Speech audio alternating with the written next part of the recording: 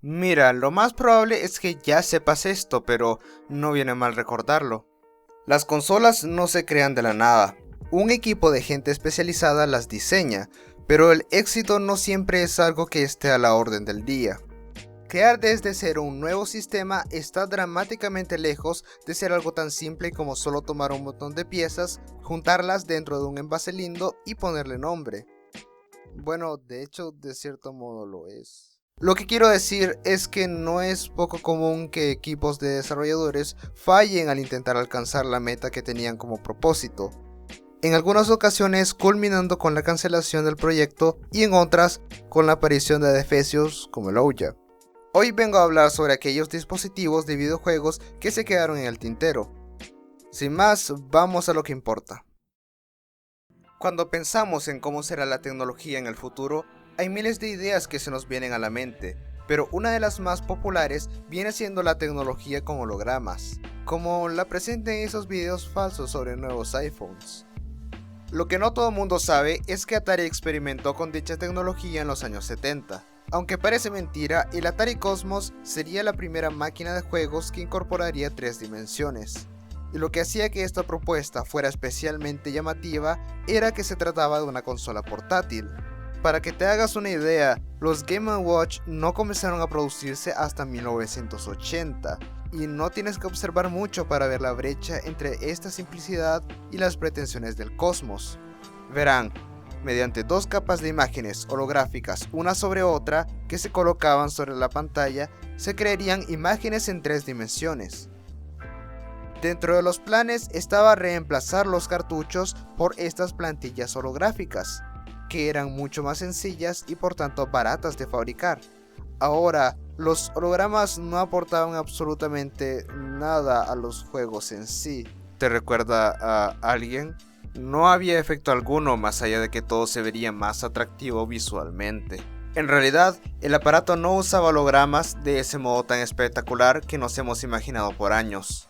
Lo gracioso es que la empresa compró todos los derechos necesarios en cuanto a lo holográfico para construir algo que no tenía realmente mucho que ver con los hologramas, porque poner las plantillas holográficas no involucraba para nada al hardware. Punto aparte, el efecto tridimensional al parecer era apreciable más que nada cuando movías la pantalla de un lado a otro. Al menos suena más eficiente que las 3DS de primera generación. El defecto más grande es que es una consola dedicada. Con esto me refiero a que venía con unos juegos y punto. No podías comprar más porque estaba hecha de tal modo. Los títulos con los que iba a venir eran todo. Es precisamente como en el caso del NES Mini. A simple vista no parece tan mal, pero iba a tener solo 9 juegos en una época donde podías conseguir un 2600, una plataforma con mucho más contenido. Hoy en día hay unas 5 unidades existentes, de las que solo 2 son funcionales. Las Cosmos que funcionan le pertenecen a un ex empleado y a la compañía desarrolladora respectivamente. De hecho, Atari ha puesto la consola en exhibición en su museo en algunas ocasiones. Esta historia me parece lamentable por decir poco. Tenía el potencial de ser una auténtica revolución. Pero seamos realistas, no era el momento para un salto tecnológico tan monstruoso. Pasando a otro misterioso aparato perteneciente a la marca Atari, al parecer a fines de los 80 el Mirai comenzó a ser desarrollado.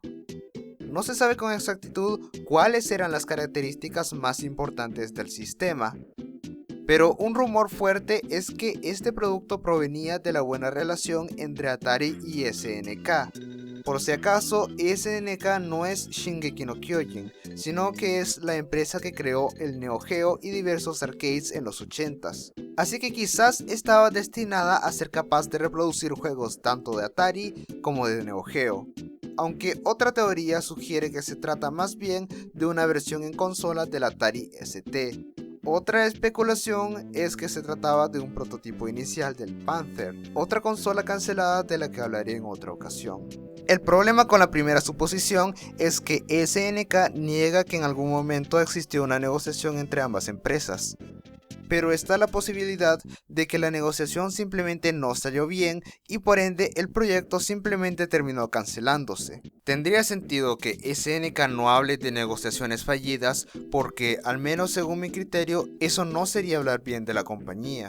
Un dato interesante es que el slogan de SNK solía ser The Future is Now o El futuro es ahora en español, mientras que Mirai es la palabra en japonés para futuro.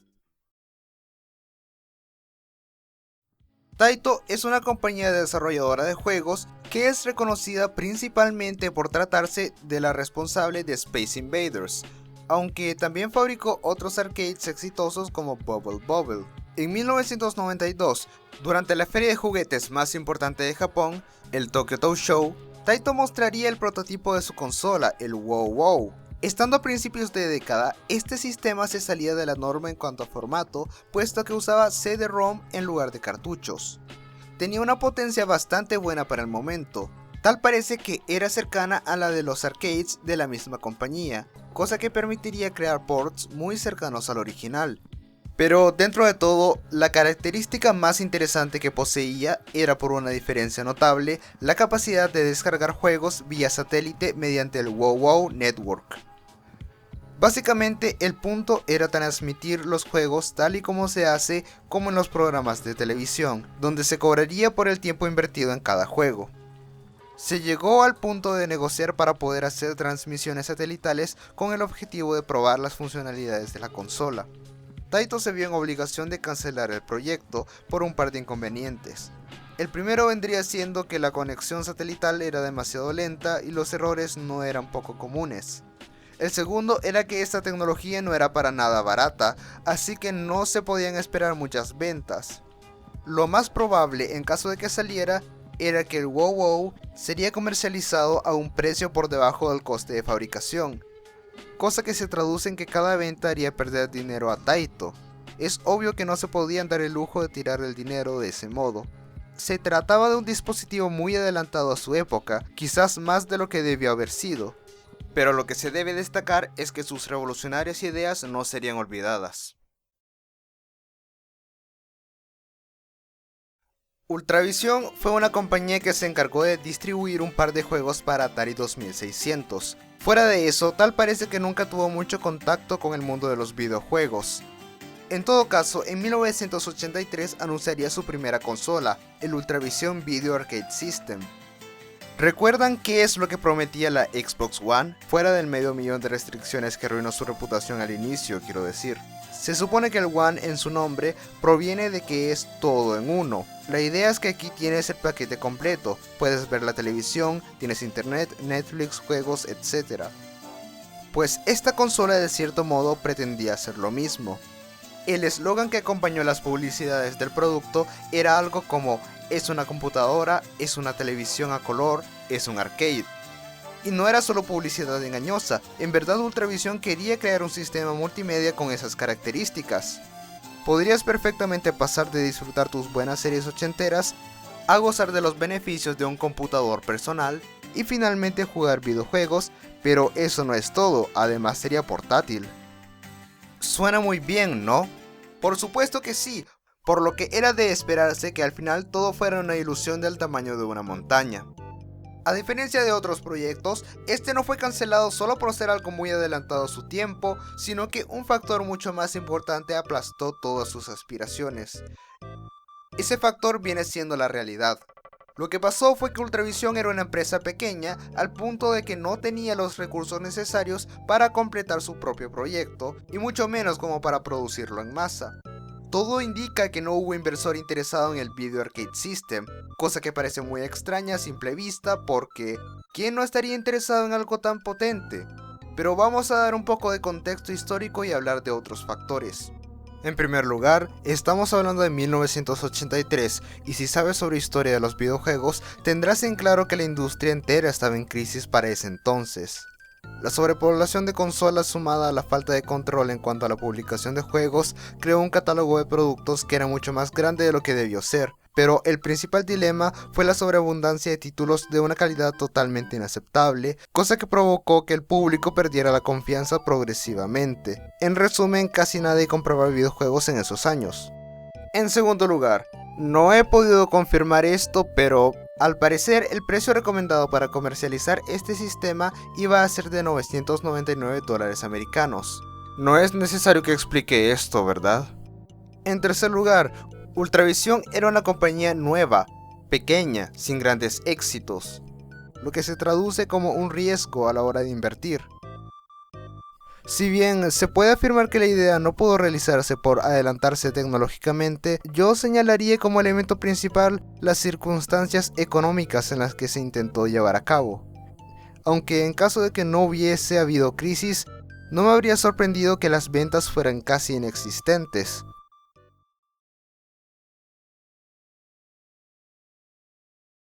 Hoy en día, la realidad virtual y la realidad aumentada están creciendo en popularidad a medida que la tecnología va haciendo posible una experiencia mucho más disfrutable y accesible.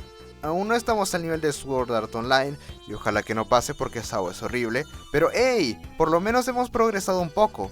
Es bien sabido que en los 90s, Nintendo experimentó con el Virtual Boy, aunque el resultado fue desastroso. Pero Sega también incursionó en este campo, creando un casco virtual que conocemos como el Sega VR. O Sega VR, pronúncialo como ustedes quieran, pero yo le diré VR.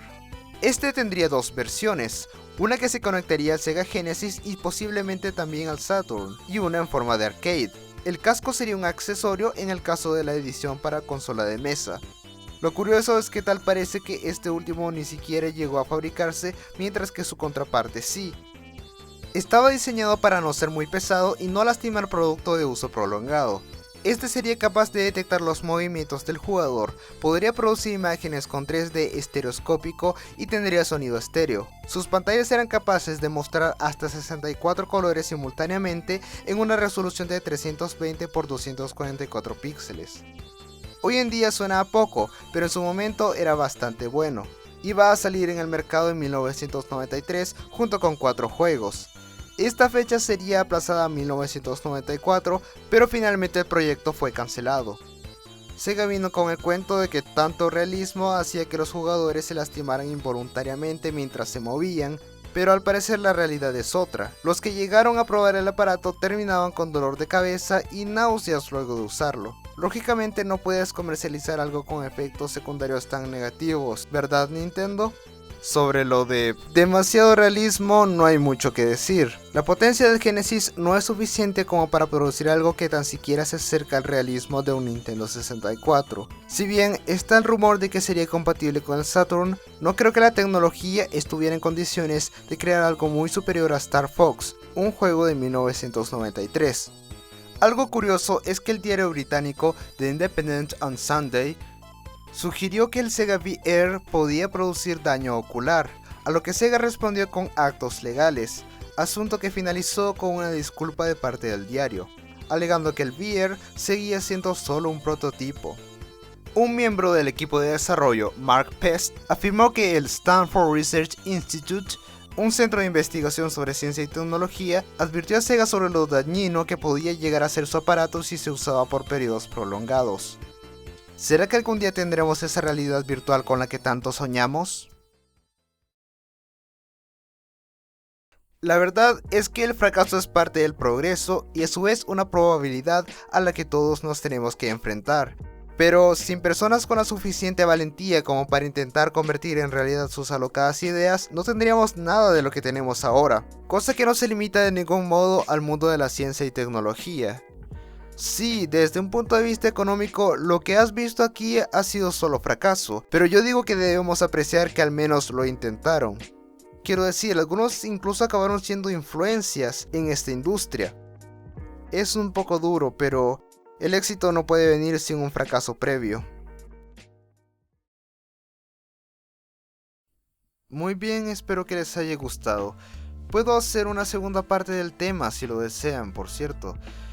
En caso de que quieran que siga, solo díganme en los comentarios. En la descripción también están mis redes sociales. Recomiendo seguirme en Twitter y Facebook por si desean enterarse de nuevos videos.